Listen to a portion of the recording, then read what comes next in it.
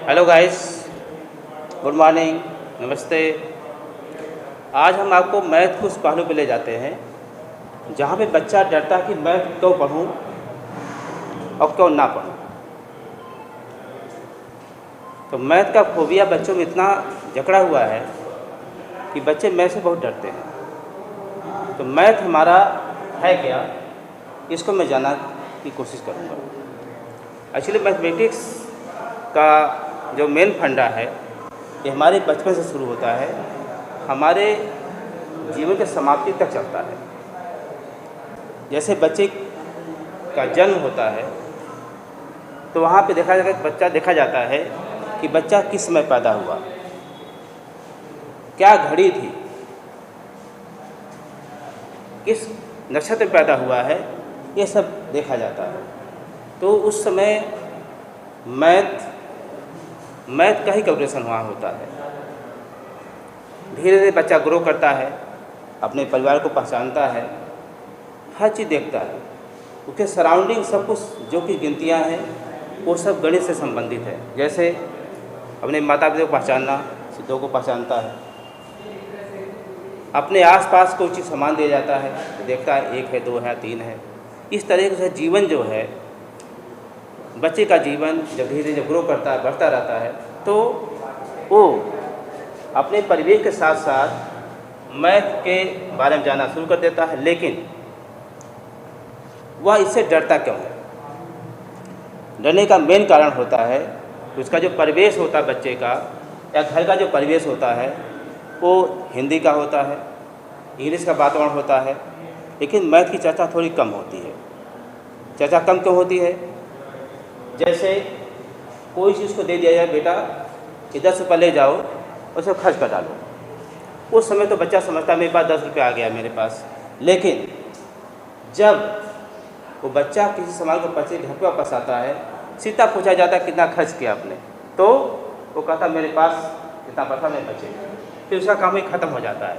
लेकिन अब मैथ के बारे में और कुछ जानना सोच करेंगे हम कि मैथ क्यों आवश्यक है, मैथ को कैसे हम सरलीकरण करेंगे। तो एक इसका फंडा होता है बच्चों के लिए जो पढ़ाई कर रहे हैं, ये होता है डीएमओ। डीएमओ एक इंग्लिश वर्ड है जो हमारे गणित से संबंधित है।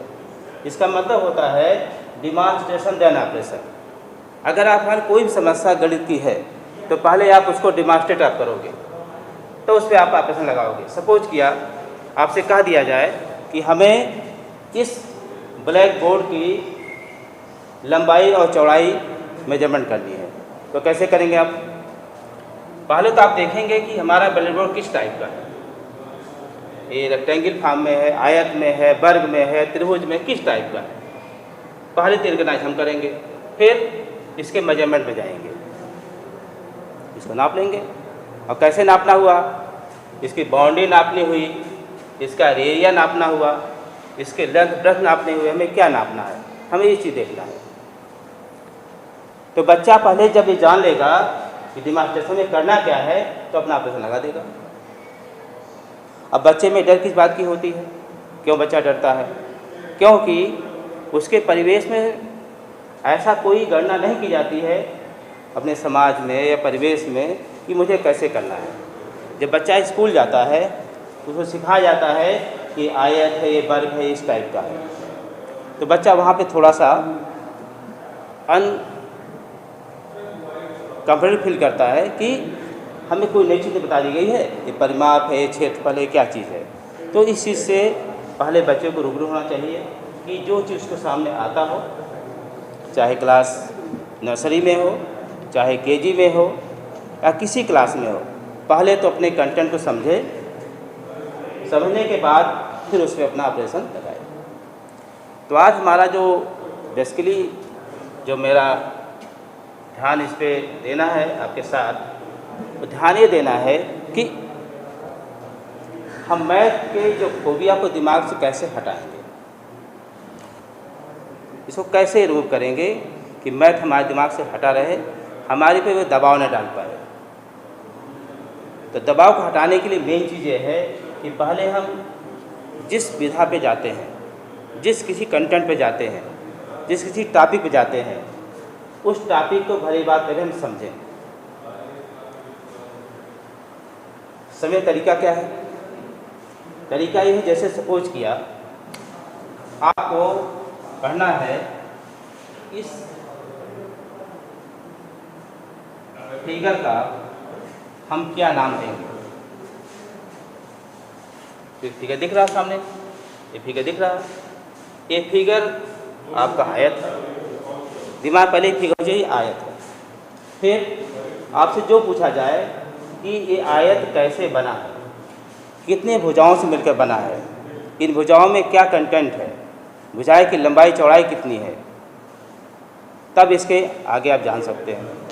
तो सपोज कि आपसे पूछा जाए कि इस आयत में कितनी भुजाएं हैं, तो आप क्या बताओगे? इसमें 4 भुजाएं हैं। क्लियर? That clear? फिर पूछा जाए ये जो 4 भुजाएं बनी हुई हैं इसमें कोई सिमिलरिटी है कि नहीं, तो आप क्या बताएंगे? इसमें 2 भुजा समान है और 2 भुजा इधर समान है, तो आयत बन गया। अब पूछा जा सकता है आपसे कि ये जो बना हुआ आयत, इसकी लंबाई चौड़ाई कैसे पता लगाएंगे? लंबाई क्या होती है, चौड़ाई क्या होती है? तो लंबाई का अर्थ होता है लंबी चीज़। तो लंबाई इसमें क्या है? जो आपकी साइड ए बी है या क्या है, ये लंबी है, और साइड बी सी वाली क्या है, छोटी है। ये भी दिमाग आता है कि लंबाई चौड़ाई को कैसे हम कहेंगे लंबा है छोटा है। तो लंबाई अब क्या होती है? तो लंबी साइड इसको लंबाई कहते हैं और छोटी का क्या कहते हैं, चौड़ाई कहते हैं। इसे फंडा हो गया। अब आपसे पूछा जाएगा कि जो बना हुआ है ये कितने किसी भी टुकड़े पार्ट से ये कैसे बना सकते हैं, कैसे बना सकते हैं? तो आपके पास बहुत संसाधन है। आप कोई रस्सी ले लें, उसका कई पीस कर दें, 2 पीस समान कर दें, 2 पीस डिफरेंट कर दें, या कोई लकड़ी का टुकड़ा कोई ले लें, उसको 4 पीस बांट दें, इससे आप फार्म कर सकते हैं। अब फार्म कैसे करेंगे? इसके लिए आपको ज्ञान होना चाहिए एंगल का, कि हमारे जो एंगल हैं एंगल कैसे बने, कितने एंगल का कोण बना हुआ है, एक कोण कैसा है, क्योंकि इसका प्रत्येक कोण कितना होगा, 90 अंश का होगा। 90 अंश पे हम 2-2 भुजा को चिपकाएंगे, एक पूरा से फार्म कर लेंगे। एक इसकी 4 पार्टी हो गई। अब हम आगे देखेंगे इसका हमारा परिमाप कितना है और इसका क्षेत्रफल कितना है। अब जहाँ में एक नया वर्ड आ जाता है कि परिमाप और क्षेत्रफल होता क्या है। तो परिमाप ऐसी चीज़ होती है जो कोई भी आकृति बनती है उसकी जो सराउंडिंग मीडियम होती है वो कितने लंबाई से घिरा हुआ है। लंबाई हमारी क्या है, ए बी है, बी सी है, सी डी और ए डी है। तो इधर होंगे परिमाप के लिए परिमाप, परिमाप इसे क्या लिखेंगे, A B plus B C plus A D plus D C, this is a परिमाप।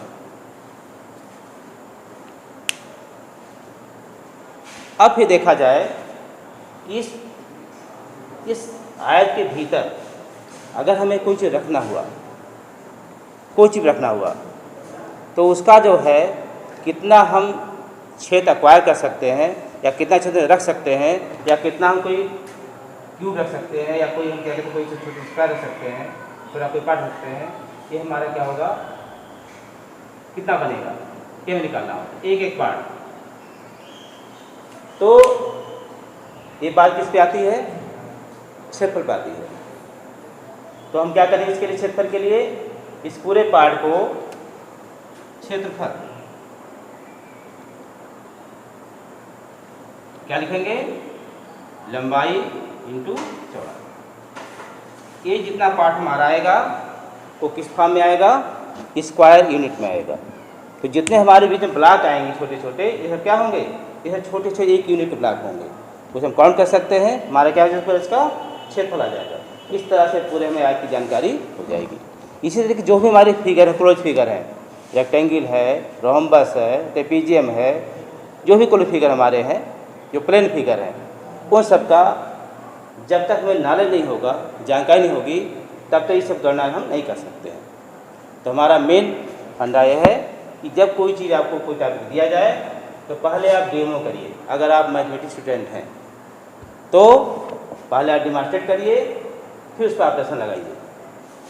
जैसे मैंने क्या कहा, आपको फिगर दे दिया गया, ये फिगर दिया गया था, आप डिमांड कर लिया आपने। समझ के आप दूसरा कोई फिगर है, ये फिगर आप बन गया सर्किल, ये आपका बन गया वृत्त सर्किल। इस पर चर्चा करेंगे। अगर आपके दिमाग में सर्किल आया है तो इस सर्किल के बारे में आपकी इस फिगर से आपका दिमाग अवगत होना चाहिए। अगर आपका दिमाग इस फिगर से अवगत नहीं है, इस पर आप चर्चा नहीं कर पाओगे। उसका मतलब यह है कि जो आप डिमॉन्स्ट्रेशन कर रहे हैं आप किसी गलत दिशा में चले जा रहे हैं। तो पहले आप क्या करेंगे, जो फिगर आपको दिया जाएगा प्लेन फिगर, उसको जानकारी आपकी होनी चाहिए। सपोज मैंने फिगर दिखा दिया, अब देखिए हाँ सर्किल है। अब क्या करेंगे सर्किल के बारे में, अब सोचेगा दिमाग, क्या सोचेगा, व्हाट हैपन सोचेगा, क्यों कैसे सोचेगा, ये कैसे बन गया, ये कैसे बना सकते हैं। ठीक, तो इसके लिए पहला काम है, इसके पास एक छोटी लंबाई होगी, इसे कहते हैं रेडियस, या आपकी होती है त्रिज्या। बिना इसके जो है कोई सर्किल की फॉर्मेशन नहीं हो सकती है। तो तुरंत डेमॉन्स्ट्रेशन हो दिमाग में आएगा कि मुझे त्रिज्या सर्किल के लिए त्रिज्या चाहिए। अब त्रिज्या बन जाएगी तो क्या करेंगे, आप जब भी घूमेगा कहीं सर्किल बना कैसे, तो एक पॉइंट फिक्स होगा, जो पॉइंट क्या करेगा, राउंड करेगा। इसी क्या हो जाएगी, ज्योमेट्री में तैयार होगी, एक लोकस पॉइंट बन जाएगा, बिंदुपथ बनेगा, तो वहाँ क्या फॉर्म करेगा, एक वृत्त फॉर्म करेगा। यहाँ तक पहुँच जाते हैं। फिर अब आपके क्वेश्चन शुरू हो जाते हैं कि आखिर ये घेरा बना हुआ है, ये घेरा जो है इसका क्या नाम है, इसको मिला दिया जाए इसका क्या नाम है, ऐसे मिला दिया तो इसका क्या नाम है। काफ़ी क्वेश्चन डेवलप होते हैं। ये कब डेवलप होंगे, जब आप इसके बारे में कुछ जानेंगे। जैसे मैंने इसको इधर ज्वाइन कर दिया डायरेक्ट यहाँ पे, इसका दूसरा नाम क्या है, जिसके कहते हैं इसको, ये कहते हैं व्यास, ये डायमीटर हो जाता है। ये जो हमारे घेरा घिरा हुआ है कहते हैं सर्कमफ्रेंस, या फिर जाती परिधि हो जाती है। एक लाइन P2 है जो इस डायमीटर से छोटी है, ये क्या कहते हैं, ये आप बोलता है जीवा, सीधी लाइन। ये लाइन मगर यहाँ से आ रही है, क्या होगा, ये कहते हैं चाप। तो जब हमारे दिमाग में सर्किल की चर्चा होगी, ये सारे बातें मेरे दिमाग घूमना चाहिए कि कैसे फॉर्मेशन हुआ, कैसे बना हुआ है। फिर से क्वेश्चन राइज होता है। जो क्वेश्चन राइज कहाँ हुआ था, इस रेक्टेंगल में, इस आयत में बाजू हुआ था, उसमें क्या कभी निकाला, कोई चीज वहाँ राइज होगा, क्योंकि वो भी है, इस प्लेन फिगर, इसका सर्कमफ्रेंस कितना है, इसकी परिधि कितनी है, इसके व्यास की लंबाई कितनी है, इसका क्षेत्रफल कितना है, ये सब क्वेश्चन में अराइज होंगे। तब क्वेश्चन सुगम हो जाएगा। कब, जब आपकी इस फिगर कोई जानकारी होगी।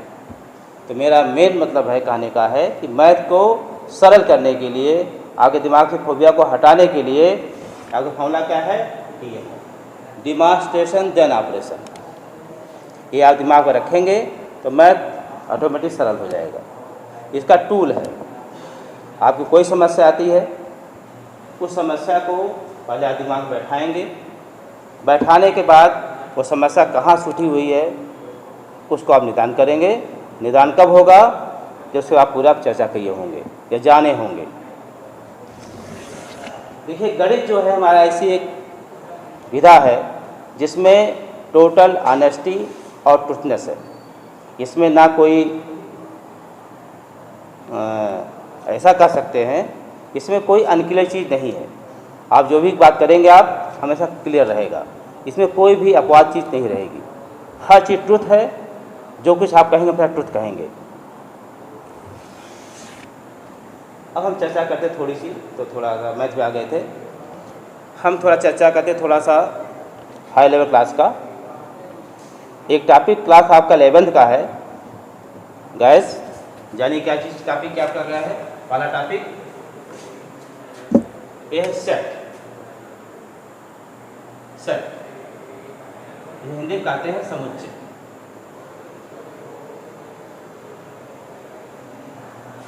बच्चा जब 11th में आता है तो फर्स्ट टॉपिक समुच्चय से स्टार्ट करता है। दिमाग में पढ़ता है कि समुच्चय, रटा परिभाषा पढ़ता है कि सुपरिभाषित वस्तु का जो संग्रह होता है समुच्चय कहते हैं। लेकिन सुपरिभाषित वेल डिफाइन की परिभाषा नहीं जानता है और लगातार 2 साल पढ़ते पढ़ते समुच्चय में लटका रह जाता है। क्यों? उसने दिमाग को कभी अपने आप को वहाँ तक खोला नहीं। जैसे मैं बताता हूँ आपको, गैस जो लेमैन पर्सन है, देहाती आदमी है जिसको कुछ पता नहीं समुच्चय होता क्या है, वो भी जानता समुच्चय क्या है। जैसे किसी घर में अगर शादी ब्याह होता है तो जाके बाजार से खरीदता है, हमें सोफ़ा सेट चाहिए, हमें लेमन सेट चाहिए, हमें डाइनिंग सेट चाहिए, हर चीज़ कहता है। लेकिन वो पता नहीं हमारा ये है क्या चीज़, लेकिन वो जानता है। जैसे सपोज कर लीजिए वो लेने गया सोफ़ा सेट, ले लिया। सोफे में आप जानते हैं 2 चेयर होती, छोटी चेयर होती है, एक बड़ी चेयर होती है और बीच में सेंटर टेबल होता है, ये टेबल होता है। अगर इस टेबल को मैं हटा दूं, यहाँ पे रख दूं मैं चारपाई उसको दे दूं, काट दे दूं, तो क्या कहेगा? आपने गलत सामान भेज दिया था, क्योंकि चारपाई इसमें आती नहीं है। वो जानता है सेट होता है लेकिन वो कह नहीं सकता है। जैसे आपको एक टी सेट है, टी सेट में आपने क्या दे दिया? कप दे दिया, आपने प्लेट दे दिया, एक ट्रे दे दिया, आपने बड़ा सा ट्रे दे दिया, आपने छोटी सी केतली दे दी, एक स्पून दे दिया, स्पून दे दिया। अगर आप ये सब चीज़ें के साथ साथ जो अगर प्लेट में इसमें आपने थाली दे दिया, क्या दिया आपने? थाली दे दिया, तो क्या कहेगा वो? मैं थाली में प्लेट आता है, लेकिन कभी स्कूल नहीं गया है, तो अब बिगनर पर्सन है। गैस अब देखिए इसे दिमाग को पेज देखिए, उसने भी डिमांस्ट्रेशन किया है। देहाती पर्सन जो कभी स्कूल नहीं गया है वो भी दिमाग में क्या करता है? अपने डीएमओ करता है। क्या डीएमओ करता है? दिमाग को खोलता है और अपनी चीज़ की जब वो चाय पीने कहीं बैठता देखता है, या किसी घर जाता है तो क्या देखता है? 2 टेबल है, एक टेबल है, 2 चेयर है, एक बड़ा चेयर है, बीच में सेंटर टेबल लगा हुआ है, लेकिन इसमें तो हमारी चारपाई दिख रही है। वो जान जाता है हमने एक गलत चीज़ खरीद लिया है। इस तरीके से क्योंकि उसने उन्हें डिमांस्ट्रेशन किया दिमाग को, और फिर दिमाग को घुमाया कि वास्तव में इस चीज़ में नहीं होनी चाहिए। तो जो आपका समुच्चय का कंसेप्ट यही है, the well defined collection of object called the set. लेकिन इस वेल डिफाइंड का जो अर्थ होता है, वेल डिफाइंड का, इसका meaning broad, well defined broad meaning है। इसके 2 पार्ट हैं, एक है डिफिनिट,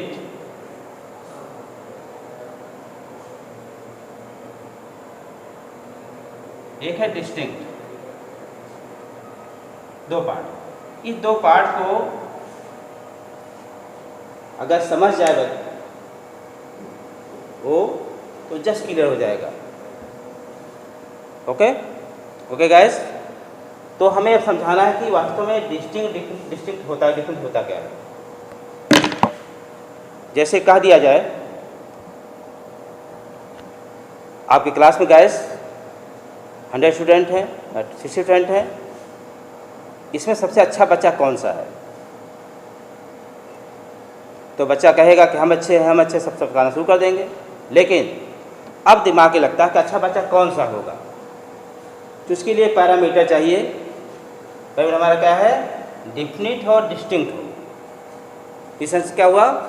जब हम किसी की चर्चा करेंगे तो हमारे पास क्या होना चाहिए? उस चर्चा पे कोई समय सी बातें हो जो डिफिनिट कर दिया जाए कि क्लास में ऐसे student who got the 90% marks in high examination, तो डिफिनिट हो गया, तो छाड़ देंगे।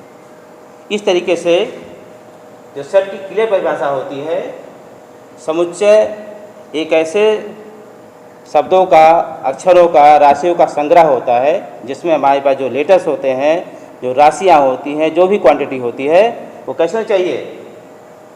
निश्चित हो और कैसी हो? सुस्पष्ट हो। कैसी हो? निश्चित और सुस्पष्ट। तो गैस इस परिभाषा को थोड़ा सा मॉडिफाई कर देंगे। ये मॉडिफाई कब होगा? By the DMO. ये डेमो समझाता है कि मैंने मॉडिफाई कर दिया है कि हमारे दिमाग जो हल्की सी जो इम्प्योरिटी थी इसको प्योर कर दिया। मतलब क्या है, हमने ये लिख दिया कि हमारा डिस्टिंक्ट और डिफिनिट हो। जैसे लिख दिया मैंने सप्ताह के दिनों का समुच्चय, जस्ट क्लियर है। क्या लिखेंगे आप? Till Monday to Sunday, just clear. इसमें कोई भी कहीं भी कोई भी एरर नहीं है। Month of the week clear है। Then set means they will define collection of object, those object are definite and distinct, is called the set। Hindi में कैसे कह सकते हैं? शब्दों का ऐसा संग्रह जो सुपरिभाषित हो, और शब्दों में क्या होना चाहिए? उसमें क्या होना चाहिए? शब्द हमारे निश्चित हो, कैसे हो? सुनिश्चित हो। ये क्या कहेंगे? सेट कहेंगे। इस तरह से बच्चा का समझ जाएगा गैस, तो नो डाउट सेट के बारे में आप जान लेंगे। तो गाइस हमारा पहला चर्चा है सेट।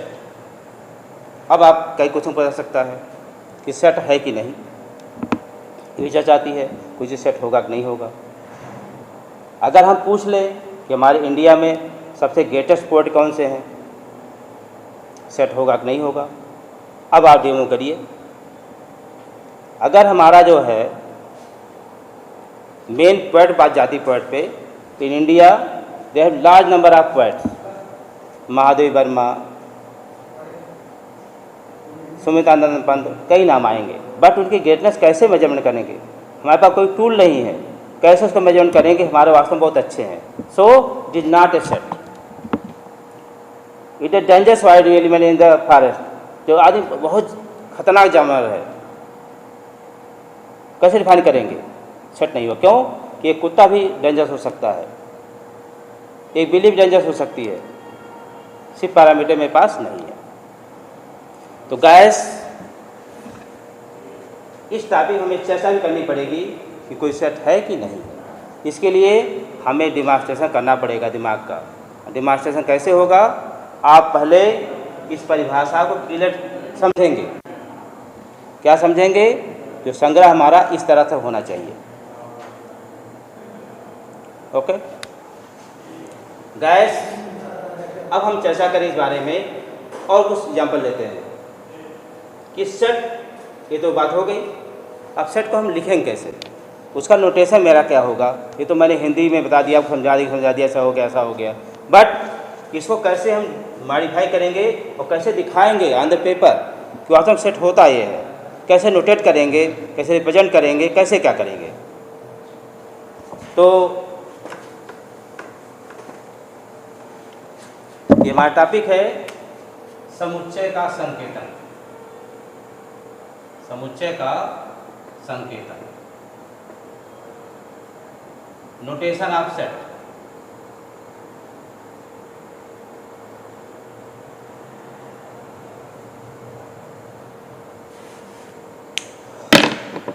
एक्चुअली हर चीज़ जो है गैस, जो हमारे सराउंडिंग मीडियम में है, उसका कोई हम नाम देते हैं।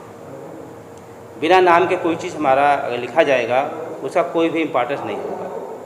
तो हम सेट को नोटेट करते हैं। नोटेट के तरीके हैं, जो आपका इंग्लिश का अल्फ़ाबेट्स होता है, use for the set notation. Capital letter of English alphabet A to Z, इसी के द्वारा हम सेट को नोटेट करते हैं। Set A, set B, set C, set Z, ऐसे लिखेंगे। इसका नामकरण देंगे एक नंबर से।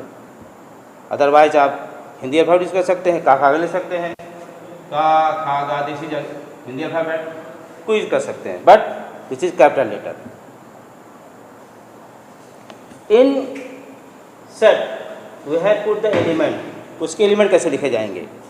तो क्या होगा?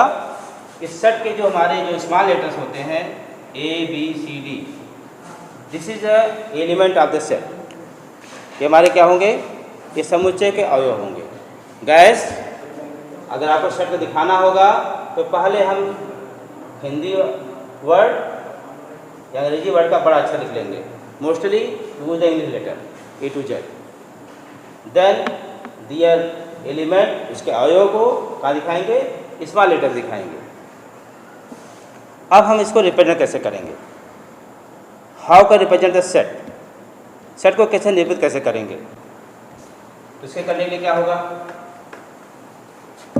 Representation of set.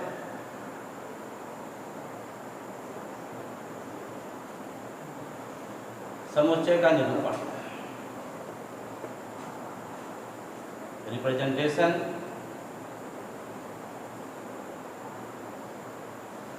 Of set.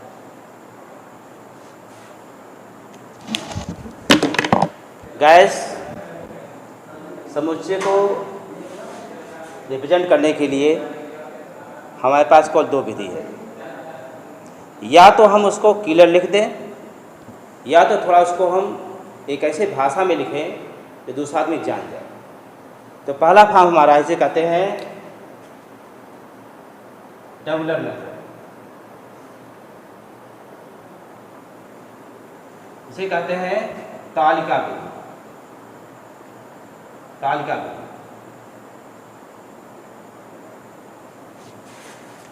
तालिका विधि इसका कई नाम है। तालिका विधि है, सूची विधि है, रोस्टर फॉर्म है, their number of names, tabular forms,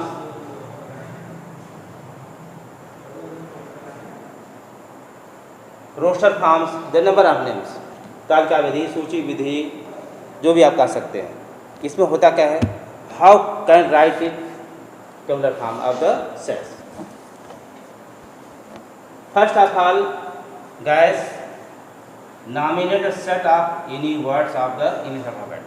nominate कर दीजिए, सेट का कोई नंबर ले लीजिए guys, A to Z. Then use the equal, then use the curly brace. Use the curly brace. And in curly brace क्या करेंगे? इसमें आप जो एलिमेंट होंगे उसको पुट कर देंगे। लिखा मैंने A, B, C. This is the tabular form. This is the tabular form.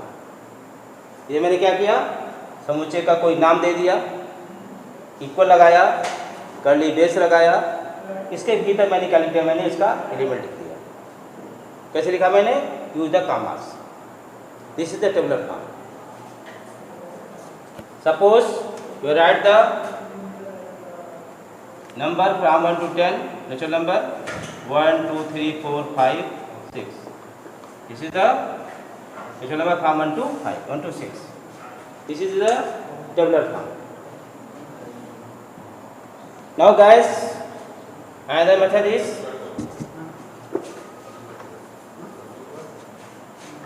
called the rule method. Rule method or set builder form.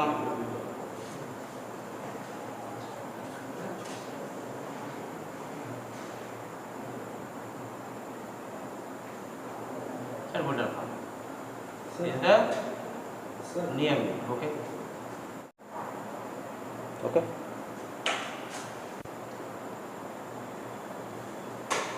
Rule method. First one tabular method. Second rule method. In this method, also suppose the set in number A. Guys, again suppose the set A.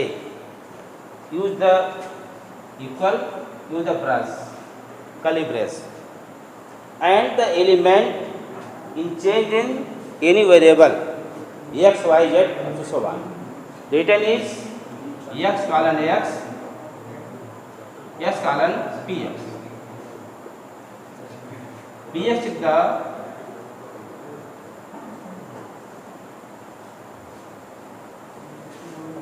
properties of element.